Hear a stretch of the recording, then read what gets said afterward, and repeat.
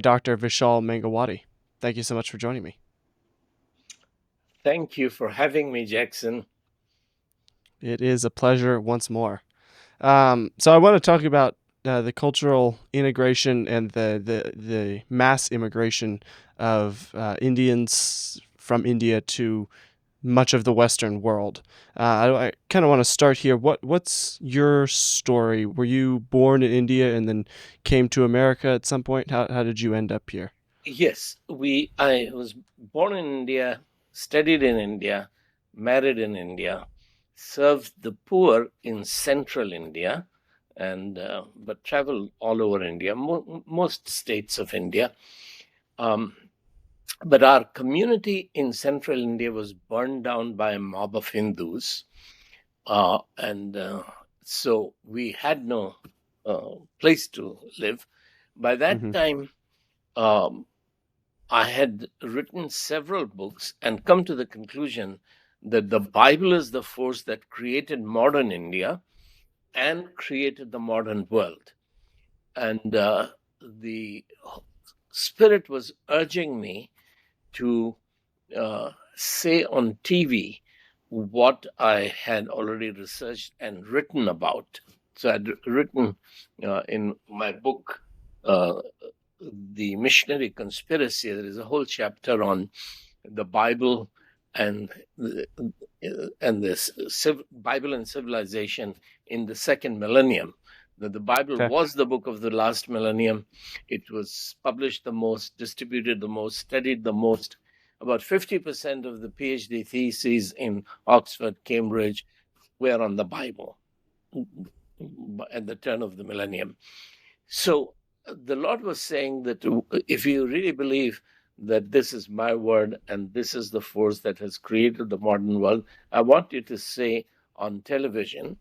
So through a series of dramatic events, um, one major, uh, one individual who has it, Hollywood presence, he invited us, my wife and I, to make a 7-part television series on the Bible and Hmm. the second millennium.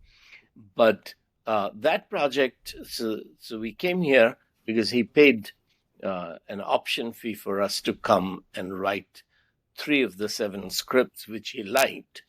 But later, his advisors in Hollywood advised him not to begin his presence in Hollywood with a uh, work on the Bible, do Hmm. some soft films, which are Christian but entertainment. So he moved from documentary idea into entertainment idea. And so that project is still pending, but the Lord has uh, enabled me to take my message globally and to translate the vision of making the Bible the book of the 21st century. So while the film project is still pending, and actually just today I was working with a group in Bollywood, or a connection in Bollywood, that we need to make a film on the Bible and the economic flourishing of India, how the Hmm. Bible transformed India from an economy which was agriculturally subsistent, facing frequent famines and droughts, into a economy which is agriculture, which is surplus production, which is exporting, including Hmm. to the USA, at least 3 crops: cotton, soybean, and maize. 3 cottons, besides fruit and some other things. And the potential of Indian agriculture and horticulture is enormous, which is not Hmm. yet fully realized. And we can Yeah. discuss that why. But um, so that's what brought us here. And that vision of making films actually has grown into an education revolution, which we call the third education revolution, which will revolutionize the future of education all over the world, including the USA. We call Hmm. it third education revolution, and the heart of it is Truthpedia, which is a project on which I'm working now, and Hmm. I can explain that again. So, while the vision of making the films on the Bible is continuing, is still very much alive, my theses have been published in many books. The book that made your world, this book changed everything. The Bible and the Making of India, Modern India are just some of the titles. Hmm. So the message is coming out. Lots of short videos, podcasts are coming out, but the documentary films have not yet been made. Yeah. Let's talk a little bit more about India and kind of what has been the cultural shift, the cultural progression of India throughout the past, call it millennia. Well, India was isolated. The Hinduism had ruled um, that crossing the sea, crossing the national borders was uh, irreligious, adharm, Ah. unacceptable. So when people like Mahatma Gandhi 120 years ago went to study in England, they had very hard time with their families because Hinduism was against people leaving India. But foreigners had come, starting with a series of Muslim invaders and others, and then the Spanish and French and Portuguese. Portuguese were first Europeans, but then uh, French, British. They had colonized parts of India. So then later, as the church began to educate Indians, Indians wanted to study in Western universities and they began to travel and return to India. So, so India's return to the global arena is new because Hmm. 1,000 years ago, Indians were going to what is now Indonesia, etc., and took Hinduism and Buddhism, and even Islam in Indonesia went through India.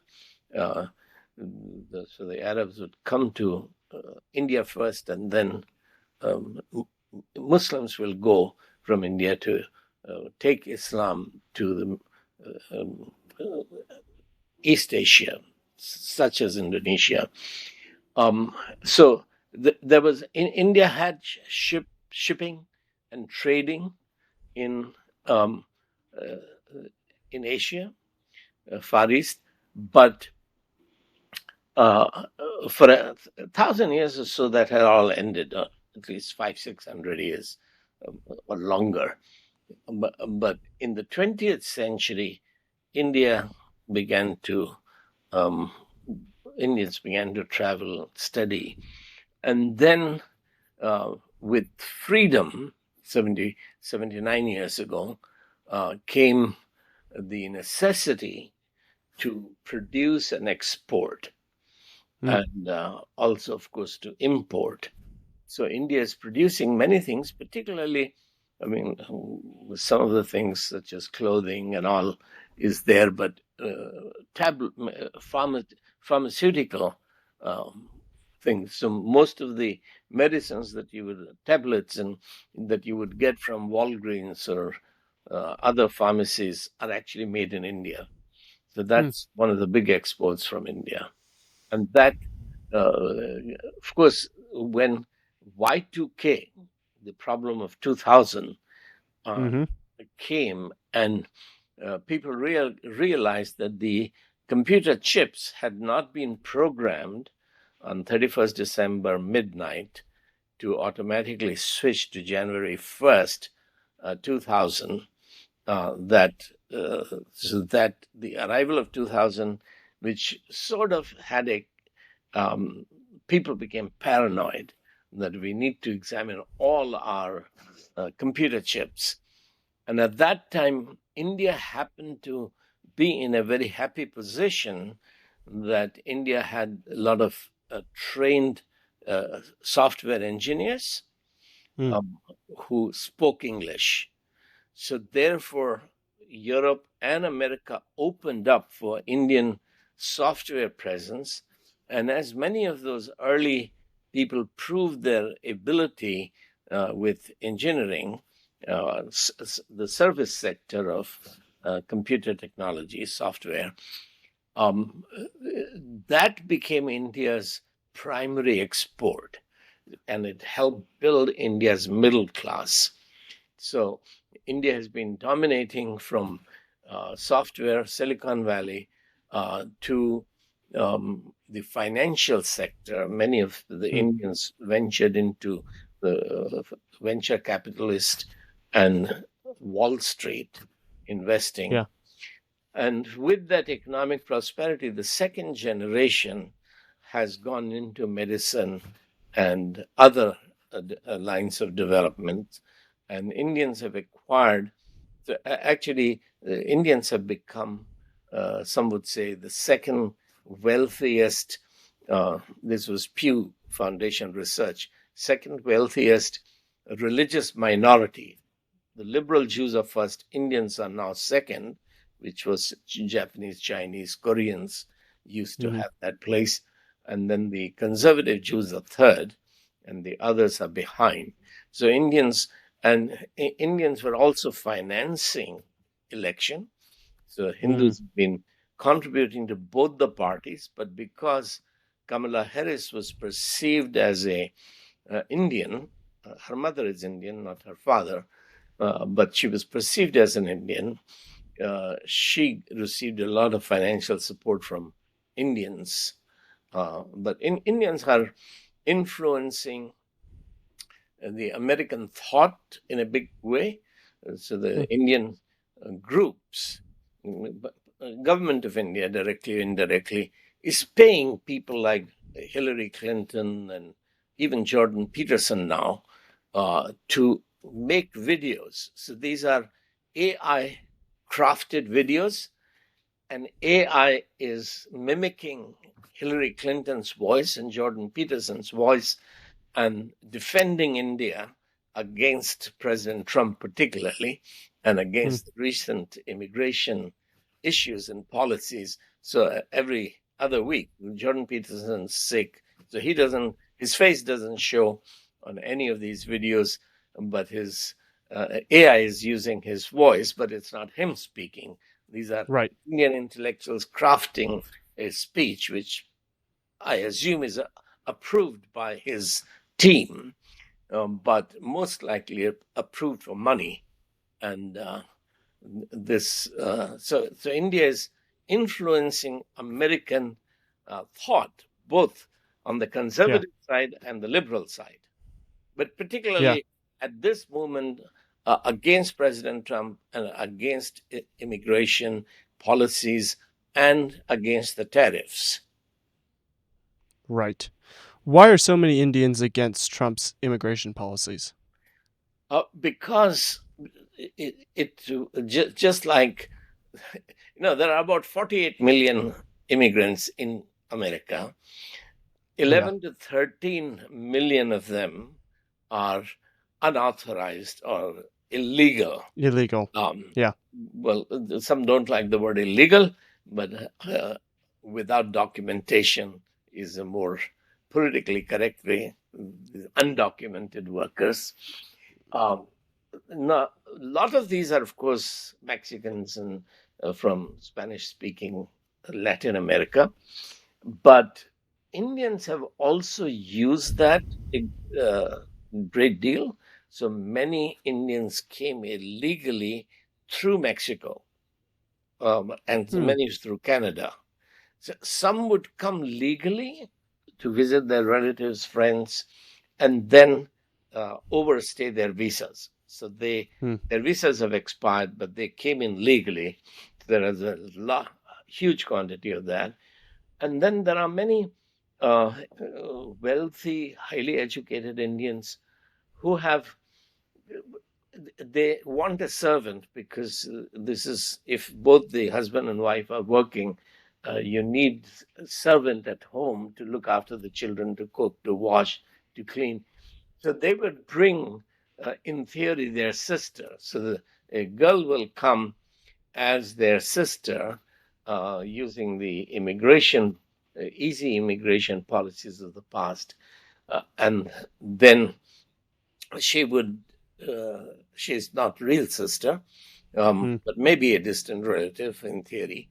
But she begins to be used as a domestic servant, a virtual slave labor, where she cannot go back. So there's right. been a lot of abuse of the system, uh, some outright um,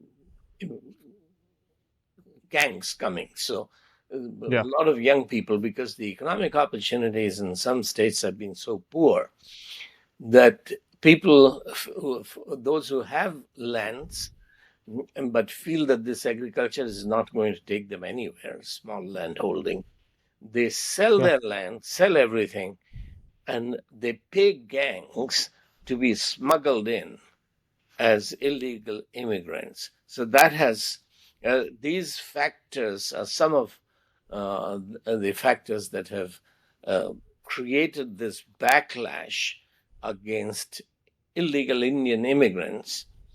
But some of them may be legal, but have actually misused the law.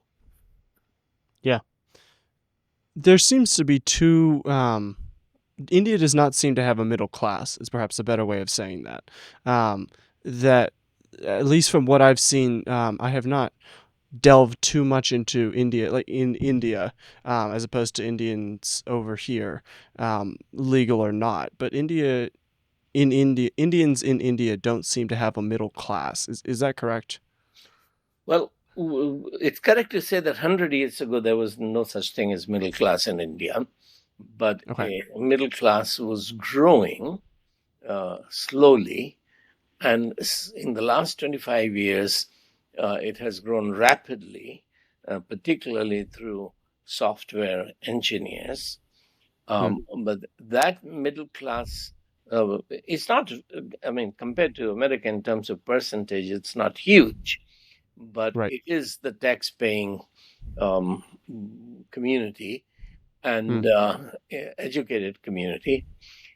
But right now, they it is threatened because of AI, because this was service Hmm. sector, this was software, and the software engineers have created artificial intelligence, and AI is now threatening their jobs. And our colleges, just this morning, I was listening to an study that 72% of Indian colleges, those giving technical skills, uh, they are likely to close down in within the Hmm. foreseeable future, which is within the next 5 years, because in many of these colleges, if they have the capacity to have 100 students studying engineering, they would have only 34%, so 34 students. Wow. So and with the educational, the students are not going to these colleges, um, Hmm. which were perceived as the hope for the future, mainly because the education that is being given is 2 decades, 3 decades old, and it is not meeting the needs of today's world and tomorrow's world. So, Yeah. um, but the big mistake, this is a cultural problem that India failed to become a manufacturing hub compared to China, say, now Yep. Philippines, Vietnam, many of these countries that manufacture. So India uh, focused on the service sector. We were supplying servants for this technology firms, information age, and that those jobs are being threatened.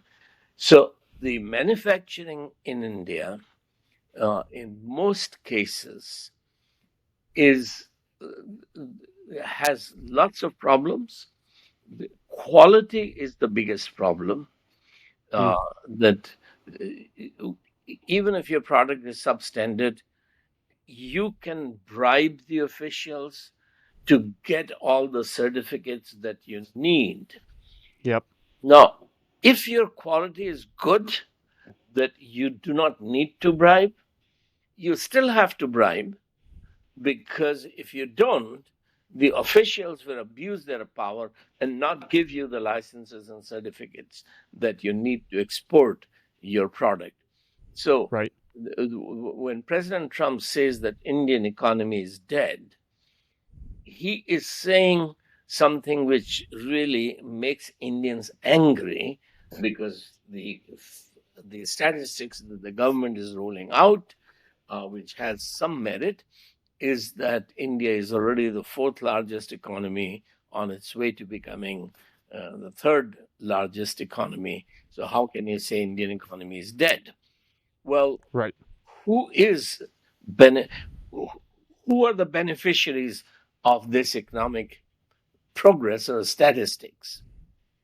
The 800 million Indians, 80 crores, as we say in India, are living on government subsidy of 5 kilos of rice or wheat per month.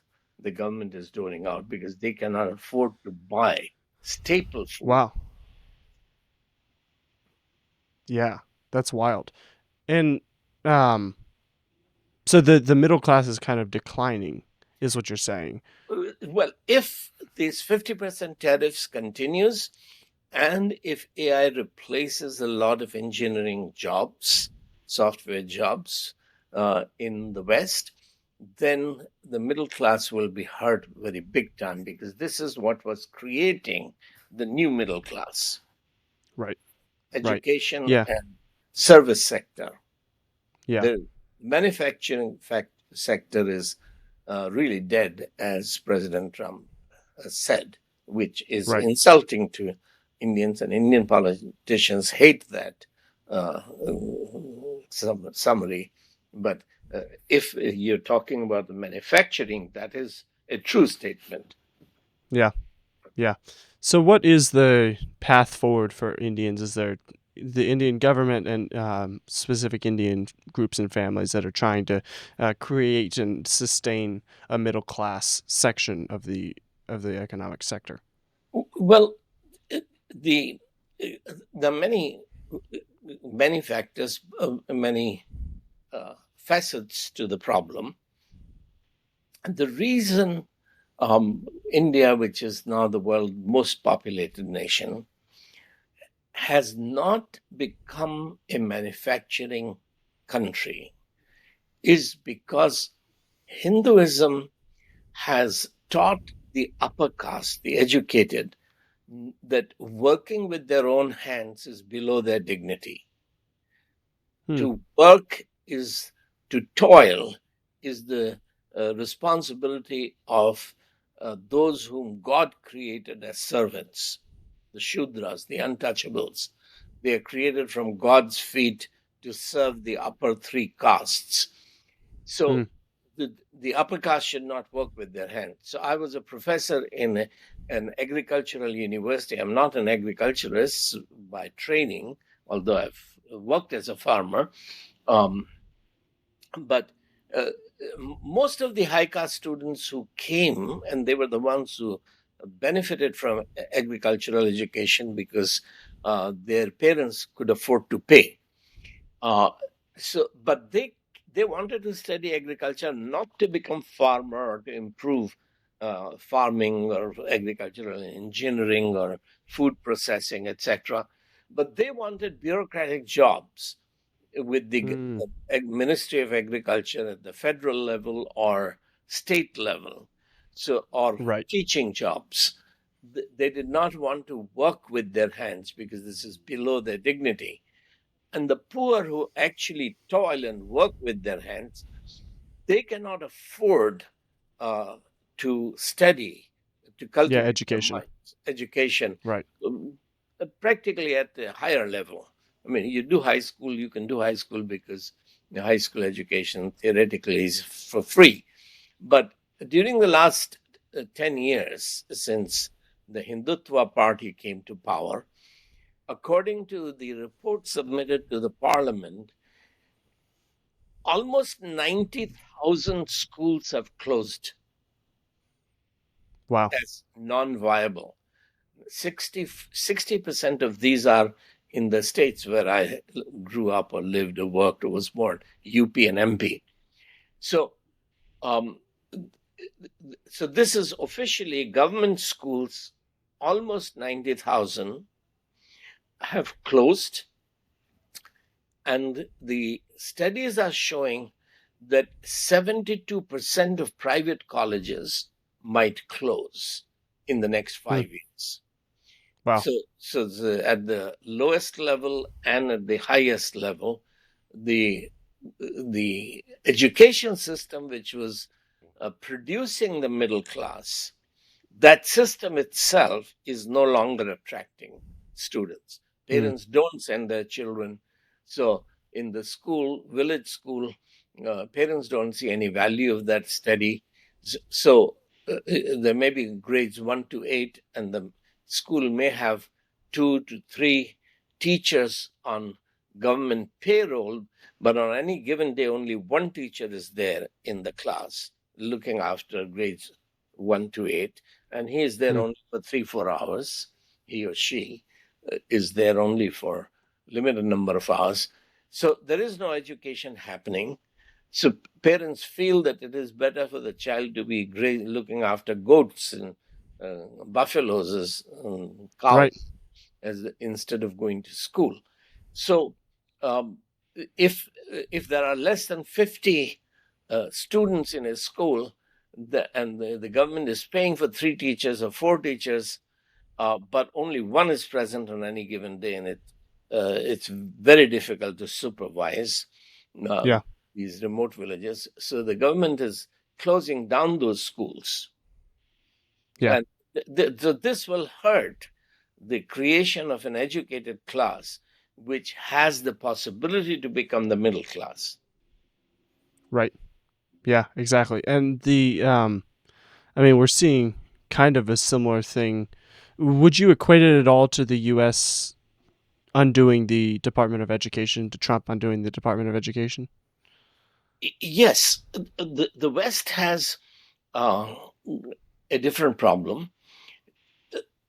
America is educated because the church was believed in education. The whole Hmm. idea that every child should be educated came out of the Protestant Reformation. German reformer Martin Luther, as he Yep. was studying the New Testament, he was a Roman Catholic monk and priest and a professor. As he's studying the New Testament, he realized that according to New Testament, every believer is a priest and king. Hmm. You, as God's child, you have to do God's will on this earth, and you have to make sure that everyone is doing God's will. That is, God's Right. kingdom is coming on this earth. You can't do God's will if you don't know who God is and what his will is. So everyone Right. has to be able to study God's word, and everyone has to be educated. That's what began what I call the second education revolution in 1520, where the church began, the reformers began to teach that the church must educate everyone. So that spirit came to the USA, universal education, that if you want your children to be Christian, to know God, your child must study. He must read God's word to know God and His will, and then have practical skills to establish God's kingdom on this earth, human dominion. God's will is that I establish my dominion on this earth. Hmm. So that is kingship of all believers. And this is why the education was happening. But what happened in Europe, Central Europe, after Napoleon, after the triumph of Enlightenment, the church handed over its ministry of education to the state. All the state schools became church schools became government schools. This process began in America in about 1848 with Horace Mann. Horace Mann MANN. He was the Secretary of Education in state of Massachusetts, who later became a congressman in 1852, I think, before the Civil War. And he was the one who was teaching that the church should not educate, state should educate. And Hmm. his reason was, he was a very brilliant and articulate person, but his reason was that if the church educates, then church will teach divisive doctrines such as Trinity. He was a Unitarian. I'm a Christian, I love Jesus, I follow Jesus, but I don't believe Jesus was God. So Right. he was a Unitarian, and he said that schools, if church is educating, church will teach doctrines such as Trinity. Students don't need to learn doctrines, they don't need to learn truth. They only need to learn ethics, that they must honor their parents and their teachers, and they must not covet their friends' books and pencils or peers, etc. So Right. teach the Bible to teach ethics. But in 1898 or so, John Dewey, became came to Chicago as a professor of education and did some very good experimental work on education. And he became the most important educational philosopher in America by World War One.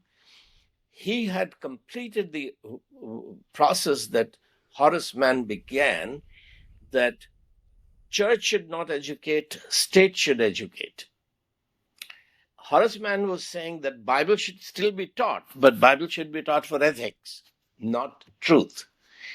Right. Dewey said that Bible should not be taught because everyone, pragmatism, everyone knows that we should not steal, we should honor our parents, we should honor our teachers, we must love our own spouses, not commit adultery, etc. These are common sense, uh, general revelation. We don't need to study the Bible to study ethics. So, so American church, there were internal theological problems that had begun with D.L. Moody, etc. But even before that, that I don't need to get into.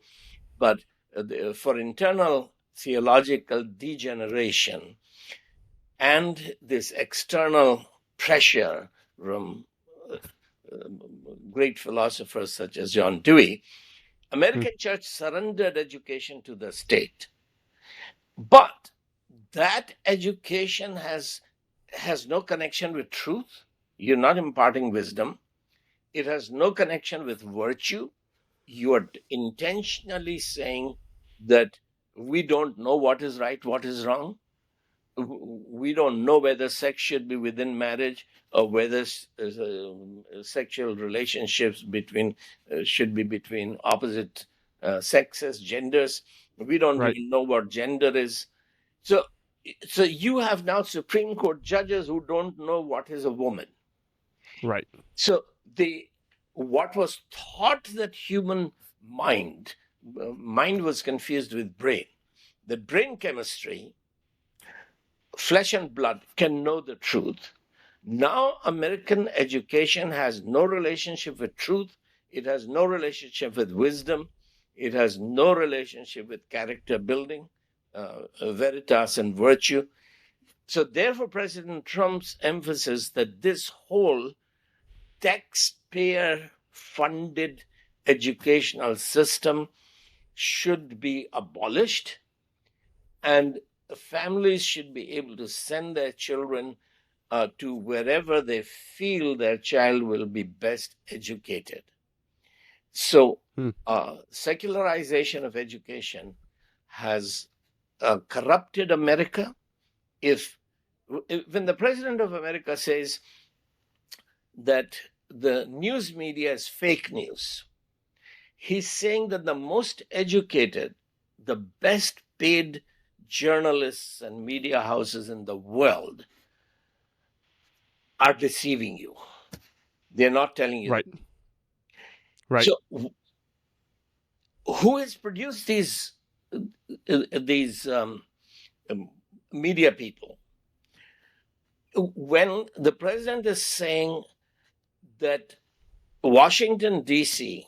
is not just crime ridden on the streets, but the bureaucracy has become a swamp, the deep state, that needs to be cleaned up. Who produced these bureaucrats? When the Wall Street crash of 2007, 2008 happened, um, two movies came out: the Wall Street and Wall Street Money Never Sleeps, featuring Gordon Gekko, uh, Oliver Stone, etc. Um, then Charles Ferguson did a documentary showing that the crash of Wall Street was an inside job. And Hmm. he said that Wall Street mess, the mess in American economy, was an inside job created by the graduates of Harvard Business School. So it is the Hmm. graduates of Harvard Law School who have become Supreme Court judges who do not know what is a woman. It's the graduates of Harvard Business Schools that corrupted the Wall Street. It is the graduates of these elite universities that have turned Washington, D.C. into a swamp. So Right. this is a product of the basic mistake was with the church. The Right. church is commissioned to disciple nations, but American church corrupted the gospel. That the gospel is not about discipling nation. Mission is not about discipling nation. The mission is about taking souls to heaven. So Right. great evangelists in America who did got tremendous publicity and prestige, they saved tons of souls and they lost the nation. Yeah. And so this is the problem of American theology and American church, because to disciple a nation means to educate a nation, to teach Yeah. all truth that God has taught them. So Right. this is not happening in the USA. This is not happening in Europe. So the consequence of church abandoning education is that Christianity in the West has lost the Europe, has almost lost America, and Yep. it has its consequences in countries such as India. And that's what the third education revolution is trying to change. Yeah. Can we talk a little bit more? Can you talk a little bit more about Hinduism? What are kind of the basic proponents? Because I mean, you've mentioned a little bit that the Bible is the backbone, is the foundational force behind modern India. But it seems that a majority of Indians are Hindu. Can you kind of touch on that juxtaposition? Touch on those two sides of the coin? Sure. So, uh, uh, two different and complementary things I should mention. One, most of the well paid Indians in America, in Silicon Valley, in doctors and engineers, Right. in Wall Street, they are mostly high caste. Hmm. And because the high caste Hindus, Brahmins, have done so well in America and in other European countries, they take credit that Brahmins are genetically superior. We are the highest caste. Right. Reality is that they are all products of Christian education. Not one of them has come from a Hindu ashram. You don't Hmm. study computer science or engineering or software in any of the Hindu ashrams. Not a single Hindu ashram ever became a university in India. Um, What's a Hindu ashram? a And Hindu ashram is, you have temples, shrines, temples, okay, and ashram is a retreat center. It's like a monastery. got it. Uh, Okay, sorry. Go ahead. so, I just needed that so, clarified. while all European universities came out of Christian monasteries and cathedral schools. The Oxford and Hmm. Cambridge were Franciscan monasteries. Paris, Notre Dame University was a cathedral school. So all of Right. the university movement came out of the Roman Catholic monasteries or cathedral schools. This did not happen in a single Hindu ashram. Mm. And it was the church, the missionary movement, which believed that every child should be educated. They Right. began educating Indians. The problem was that the British rulers or a denomination, a Presbyterian church or a Methodist church, can put up a church building, school building, college building. Right. But somebody has to pay for teachers. There are recurring expenses every month. So students have to pay fee. The Hmm. lower caste families had no money to pay the fee. Hmm.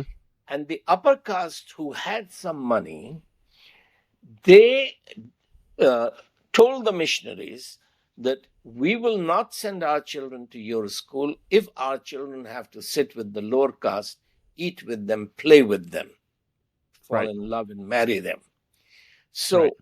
So, the missionaries compromised foolishly. The British compromised because Britain had a class system. The high caste elite did not study with the Hmm. common commoners. So if you watch the Right. movie Titanic, you see the class system even being practiced on the ship, which is sinking. Yep. American missionaries also represented the failure of the American church. Sunday Mm. morning was the most segregated morning in America, where the blacks worshipped in one place, white worshipped in another place. So if we don't sit together and worship together, how can we require Indians, high caste, low caste, to sit together, pray together, eat together? So the Yep. missionaries, because of the moral failure of their own cultures, both the Europeans and the American missionaries, not all, there were exemplary people who challenged Indian caste system and untouchability, but many of them compromised because they needed the money, and only the higher castes had the money to pay. So their children and grandchildren benefited from Christian education, and they think that they are superior to the lower caste Indians because genetically they are high caste. Hmm. But in fact, they have simply been the beneficiaries of Christian education. They themselves may not have gone into a Christian school, but their parents, certainly their grandparents, did, because all of the Right. modern education came with the mission. So that's one problem. Right. Yeah. But the second aspect, your question, let's repeat it for the viewer. Uh, Yeah. Can you describe the basic tenets and of Hinduism. properties of Hinduism Okay, and how the Bible has kind of okay. been the So, foundation for. so more Hindus who have immigrated to the West, more they love their, become more fanatic about Hinduism. Um, Hmm. the fact is that philosophically, Hinduism is monism. Right. Yep. Monism means that there is no distinction between creator and creation. Hmm. Creation and creator are one. So it is not a painter who has painted something. Painter and the painting are different. But the relationship of creator and creation is that of a dancer and a dance. Hmm. Natraj. Right. Dance and dancer are not distinct. It's the same. Monism means that all duality is illusion. Duality of good and evil is an illusion. Right. Nothing is good, nothing is evil, because everything is God. This Yes.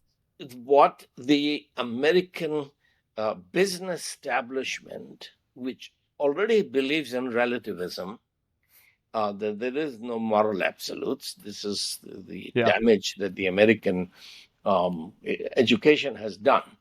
But at least in practice, Americans like to make a distinction between what is just, what is unjust, what is right, what is not right.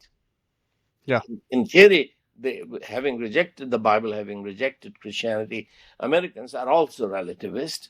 But Indians believed, Hinduism believes, that good and evil are both divine.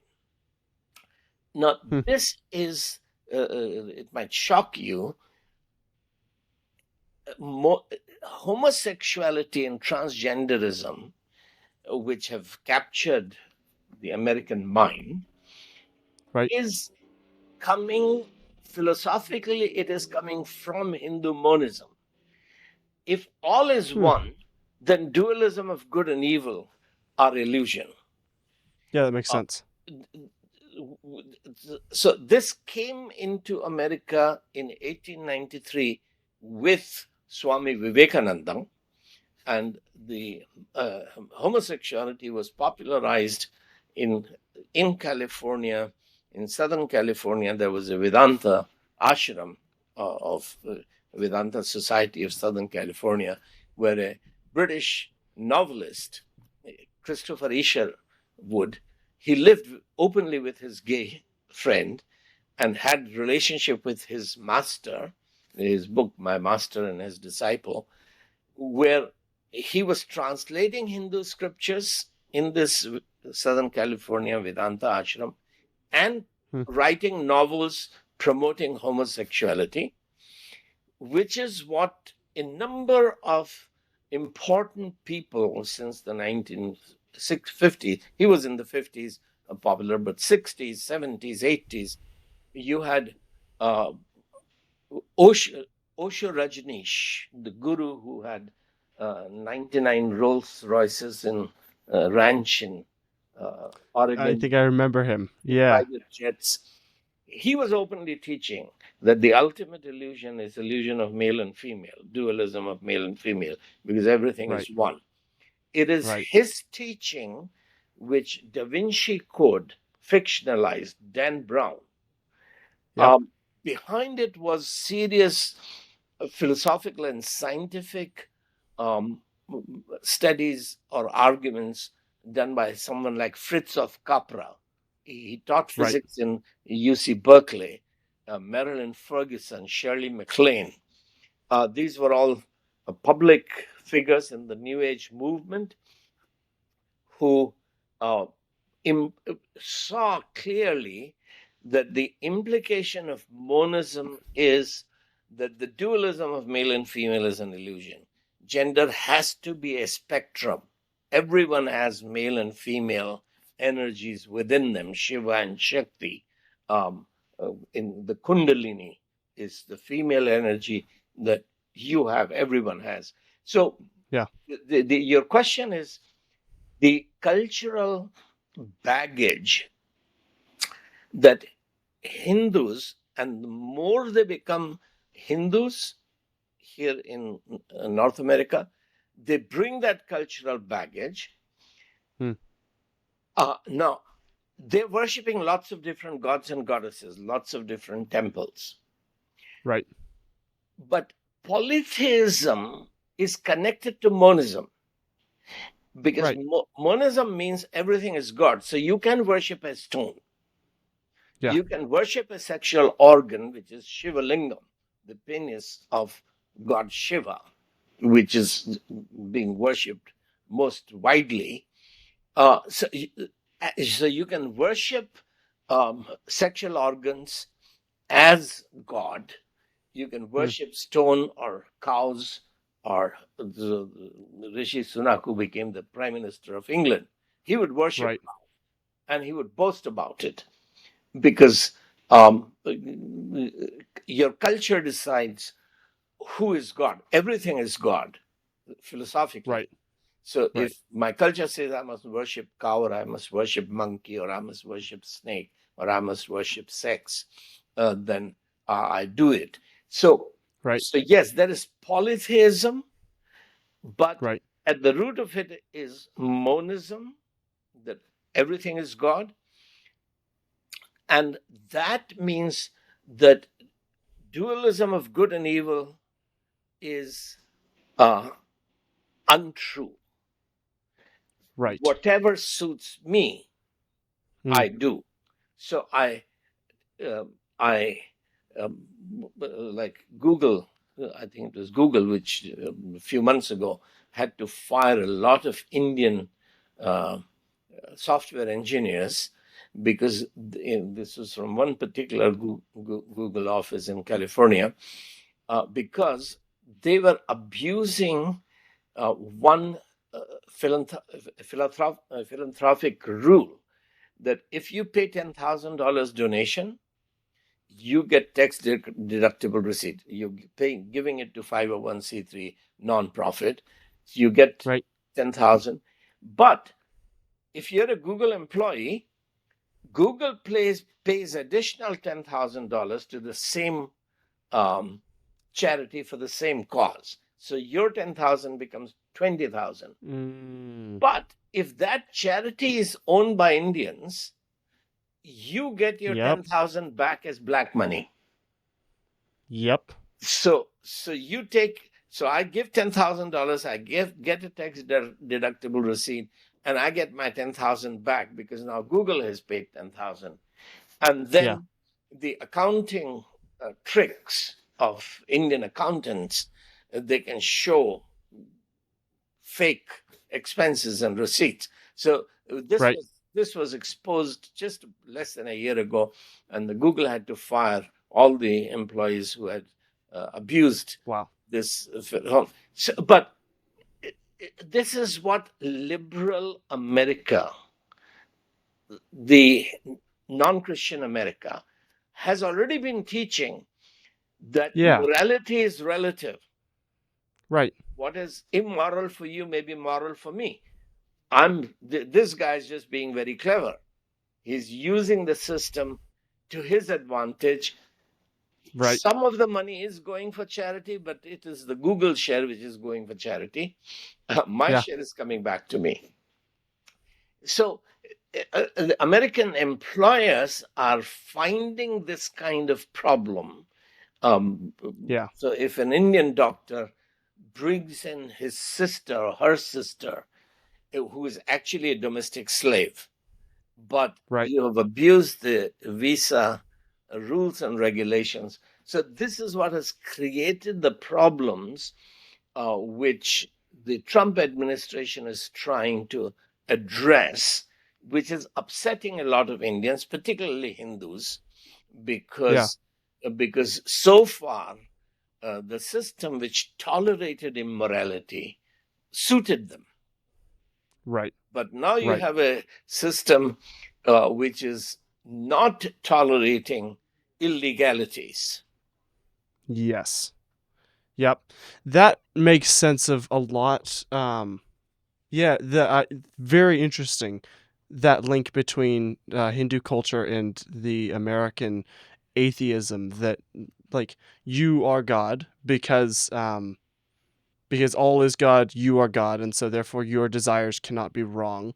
And because we're sexual beings, most of the time those desires are towards that sexual nature. But that also includes things like taking advantage of, as you mentioned, charities, and Google's loopholes and such. And that also makes sense why it's very difficult to build companies and successful businesses in India, because everyone there believes that their deepest inclination, that they are fundamentally righteous, and therefore that their deepest and most base desires are right, and so they act upon those, and that just makes it hard to build a successful business. I would Yes, imagine that Indians have a lot of trouble um, planning for the future and uh, acting with self control so that their future lives may be better than their present lives. Well, the corruption is number one problem, and the challenge why India has been behind Japan, behind China, now behind Philippines, and even Vietnam as manufacturing hub. This has to do with corruption. I already mentioned the caste system, that the Mm-hmm. higher castes who are cultivating their minds, they don't want to work with their hands. And Right. the people who are working with their hands, the laborers, they're not allowed, they don't have the ability to benefit from good education. And they were Mm. not, earlier, they were not even allowed to be sit in the same schools as the children of higher castes. So the Yeah. education system, including what is called Christian education, which in India really means secular education managed by the church. That is called Christian education in India. So it's an ungodly education, but it's just managed by the church, and it does have a reputation of having better quality, better standard um, as a secular, non-religious education. But let me give a graphic example. The Hindu party came to power in 2014 because of massive anti-corruption agitation that was happening in Delhi, the capital, New Delhi. Um, every day the press was harping on how corrupt the central government, led by Mr. Manmohan Singh, the prime minister, a Sikh who was um, professor of economics, etc., governor of the Reserve Bank, a very good man, but his government is very corrupt. This was the agitation because of which the Hindu party came to power. When this agitation against corruption was at its peak, the principal of St. Stephen's College, Christian, whom I know well, he made a public statement that if these allegations of corruption in the central government are true, Right. then the blame lies on my college because 50% of the federal government and federal bureaucracy is produced by my college. So, Right. so the best Christian college is producing most corrupt rulers for India. So this is he's a good man. So this is the Yeah. principal or the president of a Christian college say. So Yeah. so basically the education is as immoral or amoral as Harvard, Princeton, Yale, Stanford, any of the elite universities. It is producing greatly skilled and capable people, but who have no commitment to right. But at that is not to say that every Indian is as corrupt as he can be or she can be. No, there are lots of people who intuitively know that they should be trustworthy, they should have integrity, they should do their Right. work well, their product should be what they claim it is. But if you produce good things, high quality things, but if you don't, which means that you don't need to bribe to get false certificates. But if you Right. don't bribe, those corrupt, highly educated, but corrupt bureaucrats and politicians will make life hell for you, make it very difficult Hmm. for you to run your business if you don't bribe. Hmm. So, so you bribe. But once you're bribing, you can't write in your account books that I gave so much bribe. Right. You have to cook. You have to have a duplicate account book, Cook the books. cook the Yeah. book, in which you are now buying substandard material as the raw material for your manufacturing. And Right. you are creating, so all your account books, so these are all audited by CPAs, chartered accountants, but they Yeah. You can't trust any chartered accountant, because, Right. average chartered accountant, because they're taking their bribes to approve what they know is not an honest accounting. So, Right. so a Indian manufacturer, Indian businessman may be good and honest and may struggle, but Right. Hinduism has so corrupted the politicians, the police, and the bureaucracy, that honesty does not pay. You have to Right. be dishonest in order to uh, get your things done. So, but you end up trying to export substandard, poor quality material, then you cannot compete in the world, because Right. two things are needed for competition. One is good price and good quality. Uh, Hmm. Price, I may be willing to pay a little more if the quality is good. So, so price is negotiable, but quality is not negotiable. If I know that your Yeah. quality is not good, adulterated, I won't buy. So Right. that's the moral problem. Is the heart of the problem of middle class that you mentioned in India, that India managed to produce a strong service sector thanks to Y2K and thanks to the exposure that Indian software engineers had in America, that they were needed, they were wanted, and they proved their ability and they did their job, and then Right. they were able to progress, and their children and grandchildren have done very well.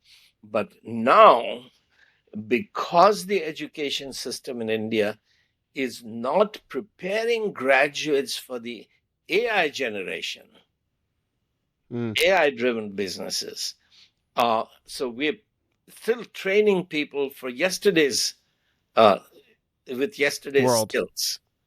Yeah. uh, and this is what is creating the problem. But then, as so many Indians have lived here for the last 25, 30 years, the corruption of the culture, corruption of character, is uh, becoming very manifest. And this is what is driving some of Trump's anti Indian campaign. Yeah. What are your thoughts on his on Trump's anti-Indian campaign? Do you think that's going to help in the long run, or maybe incentivize India to get their act together, right? Whip it into shape, and stop incentivizing for poor quality at a lower price, whatever the problem, however that problem plays out. Do you think that Trump's policies and Trump's general mood towards India is helpful or hurtful? In the short run, it is damaging India, and it will hurt America as well. That Right. if you're not, say right now, since for the last 2 3 days, shrimp has become a very big problem. India was exporting huge quantities of shrimps, Hmm. 5 million or $5 billion a year kind of business. But Wow. with 50% hike in tariff, the importers don't want to buy that shrimp, and Right. you can't store shrimp in warehouses. Yep. So, so this is impacting uh, uh, hundreds of thousands of poor fishermen. The same thing is sort of happening with other cotton and other uh, Right. industries. So, in the short term, it is hurting India, but it will also hurt the American consumers. So if there's shortage of shrimp, the shrimp price will go higher, or fish, Mm-hmm. whatever. In India is also the second or third largest exporter of beef. So the beef. Ironic. This is ironic, and the interesting thing is, that most of the exporters are high caste Brahmins because they can get licenses. So their businesses may That's have funny. Muslim, their businesses may have Muslim names because they're trying to export to the Middle East as well. So, but the people running these businesses are high caste Hindus who don't eat meat, at least in Right. theory. That's Certainly funny. not beef. But Yeah. be that as it may, the important point, will these 50% tariffs hurt? Yes, they will hurt India. The poor, the rising middle class will be hurt. They will also hurt American consumers. Um, Long term, could it force reforms?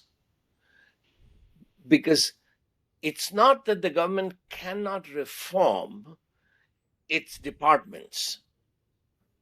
Hmm. In the beginning of the 20th There's just century, no incentive to. Is that what you're saying? Like there's no driving force to reform?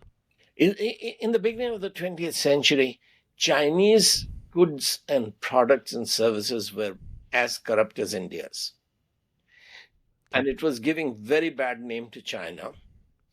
And the Chinese party decided, the Communist Party, that if they were the world's largest nation in terms of population at that time, that we can manufacture, we can sell goods and services more cheaply than others, but we've got to improve our quality, which means that we cannot tolerate any substandard products being exported. If someone is exporting things by hook and crook, that is, by false producing, buying false certificates of approval, etc., they will be given capital punishment, hanged. So some of the Wow. Chinese business men and women were actually given capital punishment, hanged, or shot or whatever.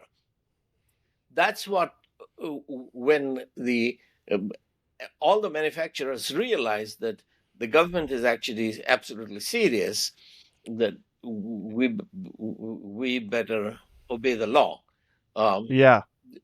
so the Chinese manufacturing was reformed, and now India, you don't need to shoot and hang people, but Yeah.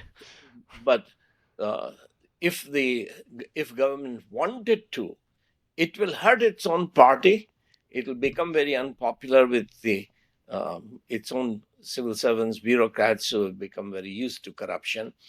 But if Right. it wanted to, it could reform India.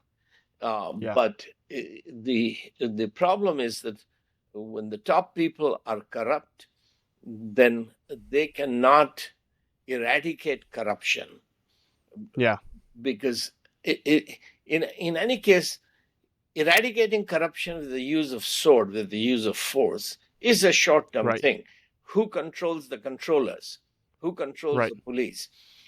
The shaping of character, that Christ like character has to be shaped, of moral integrity. That is the mission of the church.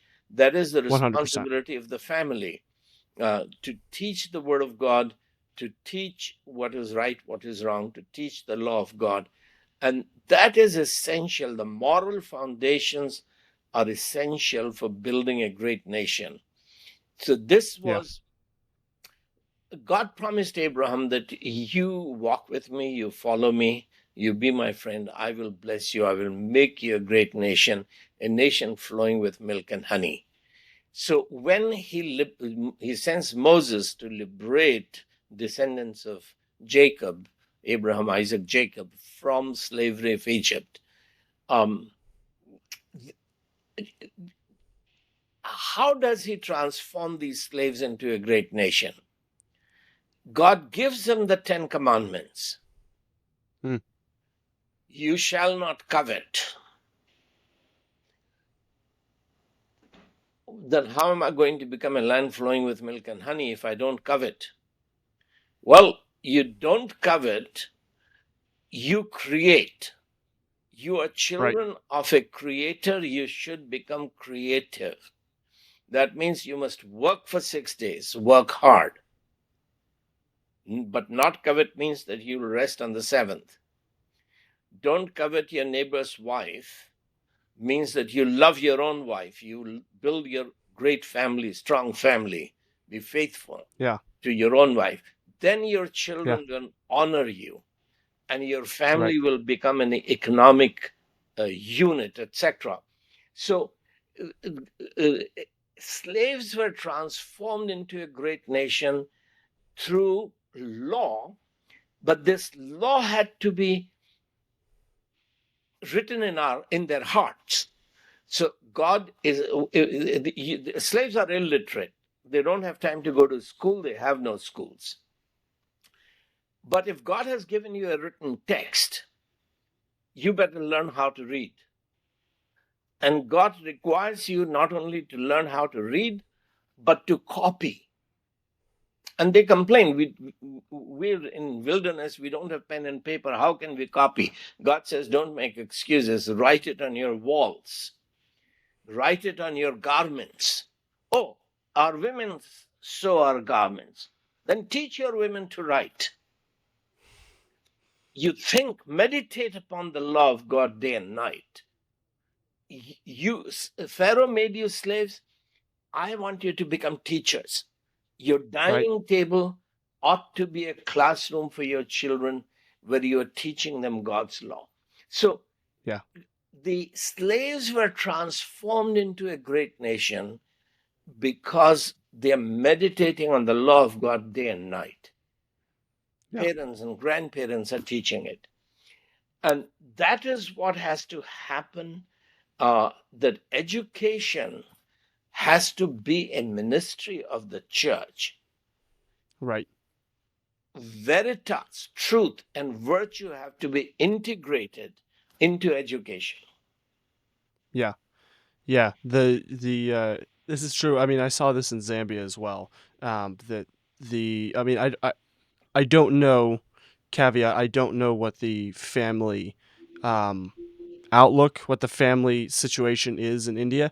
But I know that in Zambia there were most of the people were without two parents, who had stayed together and stayed faithful to each other, and sought to bless the community around them, sought to uphold the virtues of the Bible, uphold the commandments of the Bible, and had sought to um, obey and express and love the law of God, in the salvation of God, in their everyday lives, and that had had dr- drastic effects, dramatic effects, in the negative sense on many of these cultures. What is the kind of family outlook in India? Is there a strong family culture there?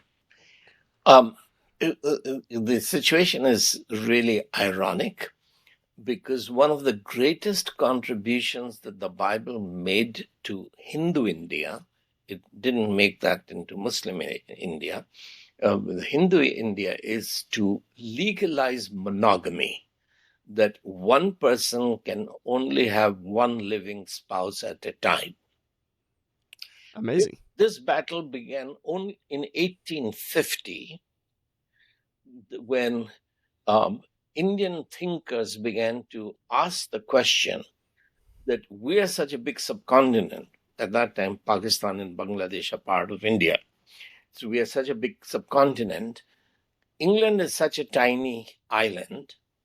How can England colonize us, keep us as a colony for 190 years, ultimately, but at that time, 100 years? Um, and some of the thinkers, Ishwar Chand Vidyasagar was one of the first. He was an employee of the British East East India Company. He began writing this in 1850. They realized that what has made England stronger than India is the fact that an Englishman has only one wife. Hmm. In my book, the book that made your world, I explain why monogamy, stable marriage, makes empowers women, empowers children. Yes. Now, this is not an original observation with me. Alexis de Tocqueville, the French magistrate who came to America in 1831-32, studied American democracy.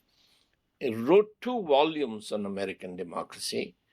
In the second volume, towards the end, he writes this, that I've described many great and wonderful things that are happening in the USA. Um, how do, if you ask me, what explains this growing power, prosperity of this new nation, the USA, compared to France? He says that America is becoming superior than France because American women are superior. Hmm. Not genetically. He's talking about the white women. Genetically, they are the same as European women. But morally, he says that in America, the biblical concept of marriage has developed the best. Hmm. Just think about it, that USA still is the only country in the world where a president can be impeached for lying about his private sex life. Right. In Yep. France, a recent prime minister had a wife, a girlfriend, a mistress who traveled around as the first lady with him. She she was a singer, published an album, her 37 loves, or something like describing how many love affairs she has had. So the word courtship, for example, is a French word Hmm. which comes from the is art of seducing someone's wife in the court. Yep. So uh, Europe had become Christian, but particularly the um, Roman Catholic part of elite in Europe, they did not believe that one man should have only one wife and should love his wife until the end. Uh, it was only after the Reformation, when the Bible began to be studied, that C.S. Lewis points that out. He has an academic book called An Allegory of Love, in which he points out that during the Middle Ages, from 10th to the 15th century or so, 16th century or so, all of the court poetry in Europe is celebrating adulterous love. When you come to the Reformation, you have poets for the first time, like Spencer, who begins to celebrate sexual love in the context of marital fidelity, faithfulness in marriage. Right. So this is what Tocqueville observes. Now, this is what came to India with the Bible, that a man should have only one wife, he should love his wife, but Hinduism was against it. Um, Hmm. so even Mahatma Gandhi, he abandons his wife. There was no concept of divorce in Hinduism. You can gamble Right. your wife because your wife is your property. You can abandon her. And our Right. current prime minister has abandoned his wife without a divorce, and she cannot sue him for conjugal rights. Hmm. Um, so Mahatma Gandhi abandoned his wife and then was sleeping with everyone else's wife. That's why his party did not agree from 1948 to 1955. His party, Gandhi's party, did not agree to bring New Testament idea of one man, one woman, no divorce as Yeah. marriage. But the thinkers who were studying Indian culture, they had understood that India cannot catch up with the West without Right. reforming its marriage, Hmm. without empowering its women. Um, Yeah. And empower the biggest source of empowering women is a faithful, a trustworthy relationship of marriage.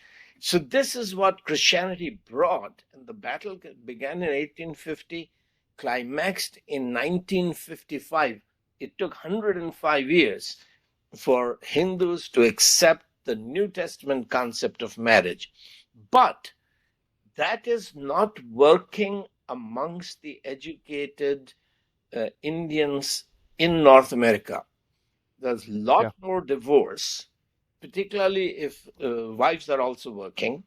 So amongst the Indian young people, young Indian professionals, because it's the it's not a Hindu law that you should have only one spouse and you should Right. love only your spouse. This is a Christian idea artificially imposed legally upon India, Yeah. but the as India turns more and more back towards Hindu culture, it has Mm. to reject the Christian idea of sex and marriage. Yep. Yep. And that explains a lot why many of the Indian immigrants coming to America, or to England, or the West abroad, really are so often caught abusing women and children, especially in a sexual manner, and just because they don't have a value of the value of the marriage bed, and see women as inherent equals. Yes.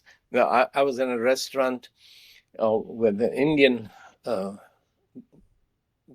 parents, young son, an American wife of a young son. As they finished their meal and the young couple was departing, the wife said, Hare Krishna, Jai Shri Krishna, to the parents. They were very pleased that this American woman is worshipping a Hindu god. Now, Hmm. what the poor girl didn't know, that Shri Krishna is part of the marriage problem in India. He had 14,000 wives. The woman who is worshipped with him, his consort, is Radha. She's not his wife, she's his girlfriend.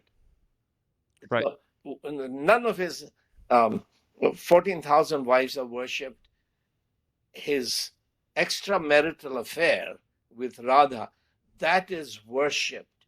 So that kind of mythological gods and goddesses who had no concept of the New Testament concept of Christian marriage, faithfulness in marriage, that you should love your own wife, and Yeah. that isn't there. So many of these secular Americans who are Hmm. fascinated with this Hindu mythology, they don't really understand what they're doing. That bring No, they don't. in the ideas that will destroy their own marriages and relationships. Yes. Yes, there's a wonderful line from That Hideous Strength by C.S. Lewis. They have pulled down deep heaven on their heads. And I often think that the left spends a majority of its waking hours doing just that. As Americans and Christians across the country, or across the globe, are not only dealing with Indian immigrants, legal or not, who are coming in from that culture to America, which is a very, very different culture and has very different values that we really don't want to lose.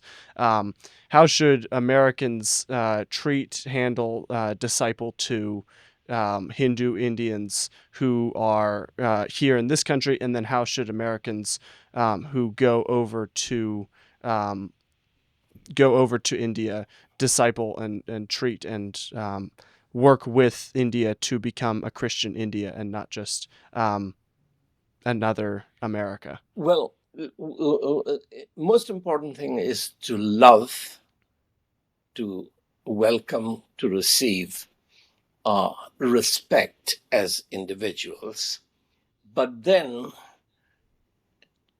win the right to discuss and debate these issues openly.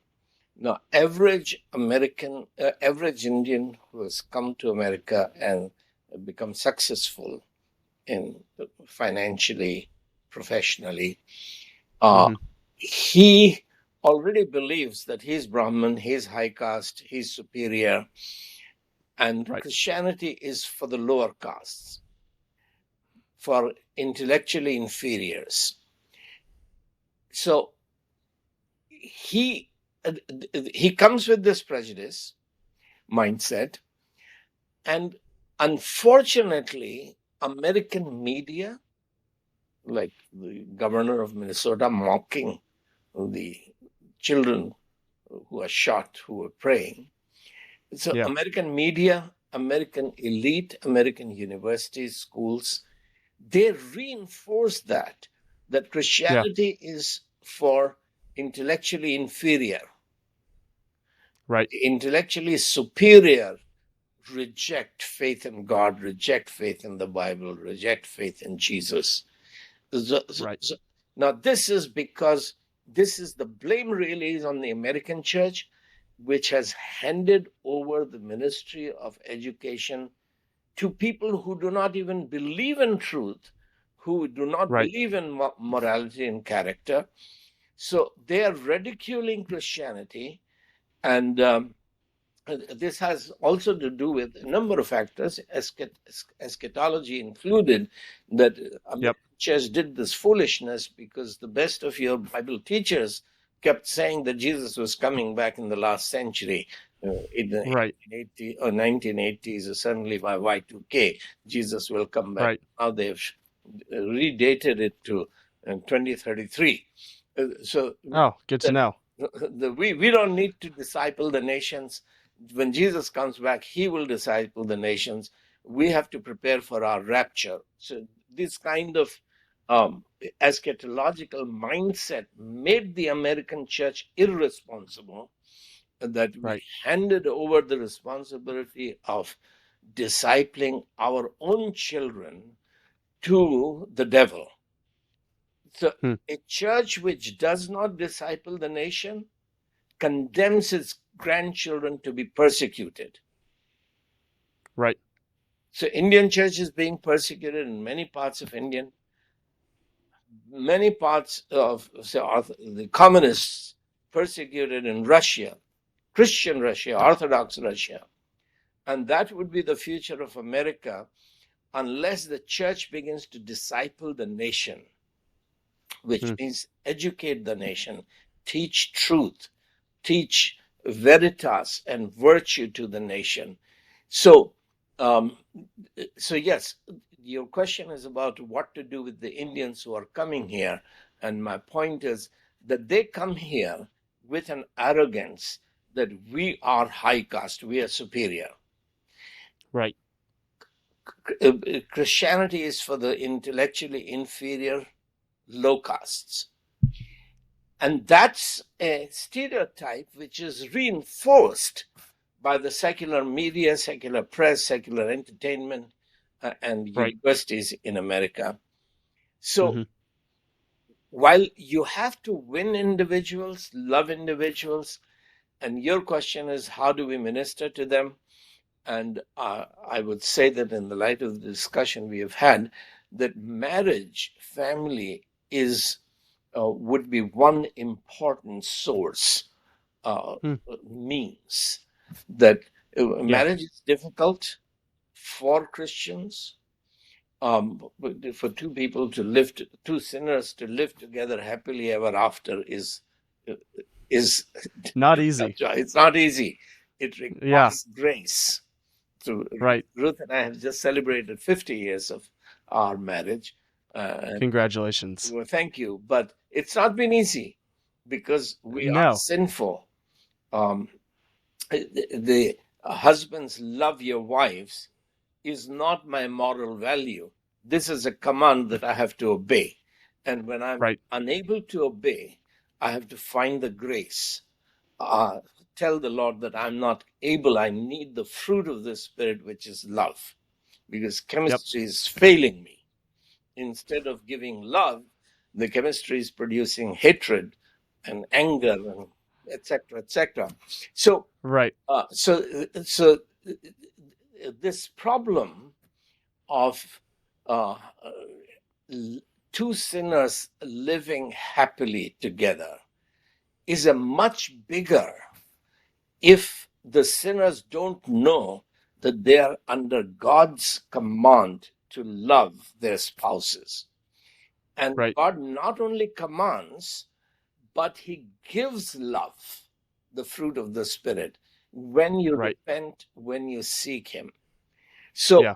so what the American church can do to minister to these proud, successful Indian professionals is minister to them in this area of family life and to Right. tell them that yes, American marriages are falling apart, and this is because not even Christians can sustain their marriage without the Holy Spirit. We Right. are Yes. incapable of loving our own spouses without God's grace, without God's Spirit. So, creating a ministry to marriage counseling and strengthening marriage relationships. Um, Yeah. this is something which every church can do in its own interest, in the interest of And must do. secular Americans, but also as a way of reaching Yes. people from those cultures where in the religious culture there isn't the glue to hold a family together. Yeah. This is you mentioned Martin Luther earlier in the conversation. I think one of the if I remember correctly, one of the uh, greatest ministries that he and his wife Katie had on the regular was friends who were kind of on the fence, or even in the Catholic Church and kind of surrounding this whole controversy, would come to his home and see his wife Katie obeying the Bible and respecting Martin, and then Martin obeying the Bible and loving Katie, and that was such a great ministry. And even here in Moscow, we have seen recently we had the Grace Agenda Block Party, and the kind of love and respect that that blows out of, the family that that comes out of, is such a great ministry to so many people. And everyone, everyone wants money, but everyone needs a happy and healthy family.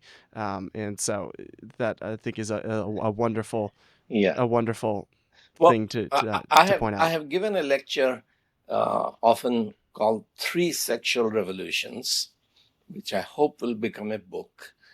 The first modern sexual revolution actually began in Wittenberg, in Luther and Katie's home, because for 500 years before them, the Roman Catholic Church had said that priests, monks, nuns cannot marry Right. because holiness requires celibacy. A marriage is for spiritually second rate Christians, second class Christians who are too carnal to control their lusts. So, Right. celibacy was sacred, marriage was, sex was sinful, carnal.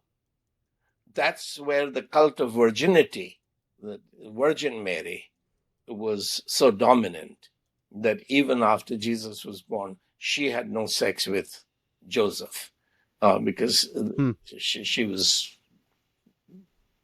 virgin forever, and her mother was virgin.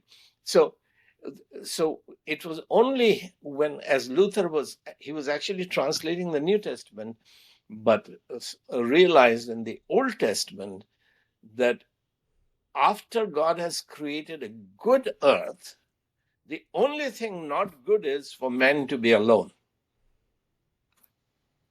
Right. Marriage is good, sex is good, Yes. procreation is good. This is God's blessing. God brings a naked Eve to a naked Adam for them to become one flesh so that they become three. Two, when two become one, Hmm. they become three, have children. Right. God blesses them.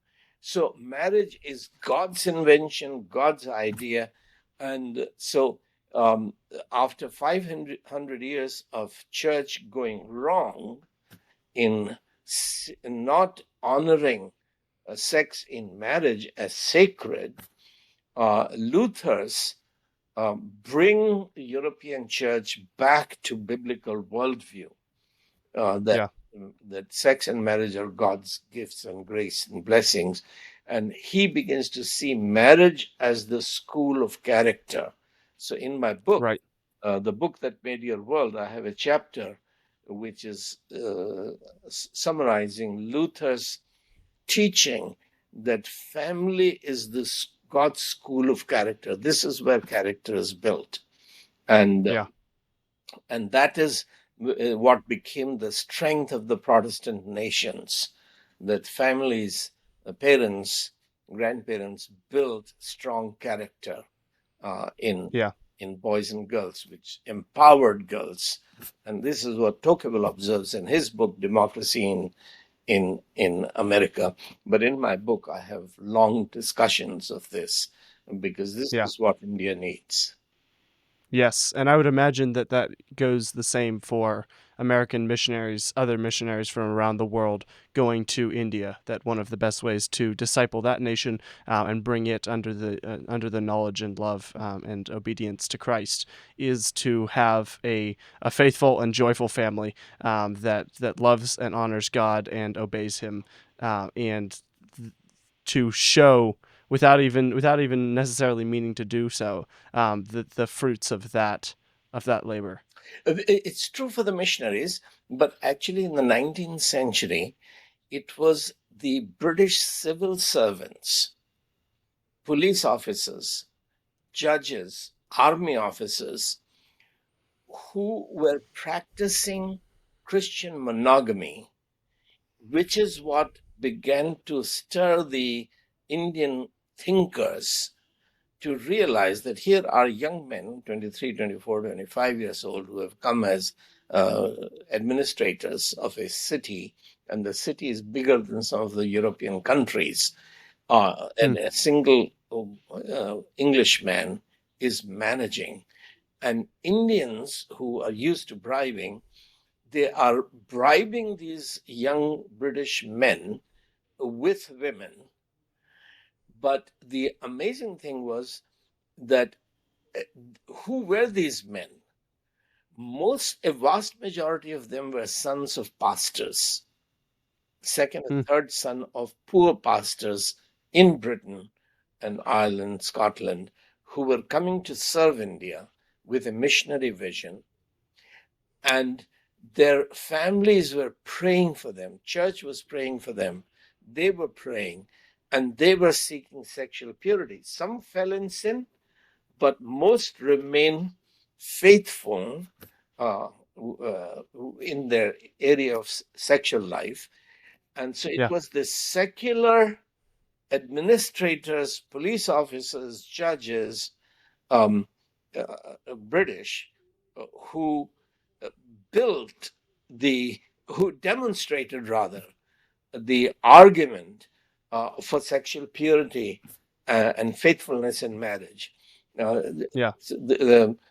One of the management gurus, Peter Drucker, Hmm. he summarizes this, but a lot of the study has come from Philip Mason, who was himself a civil servant in India, and he wrote 2 volumes of the men who ruled India.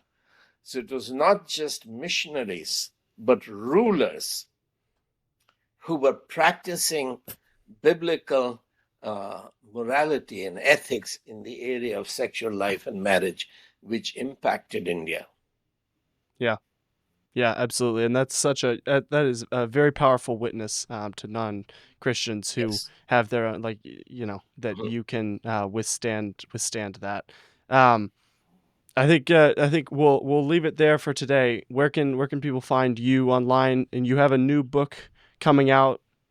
I'm not sure on timeline about India and Christianity. Is that correct? No, that book was already published. It's called The Bible and the Making of Modern India. It was published in April, Christmas, Easter time, released.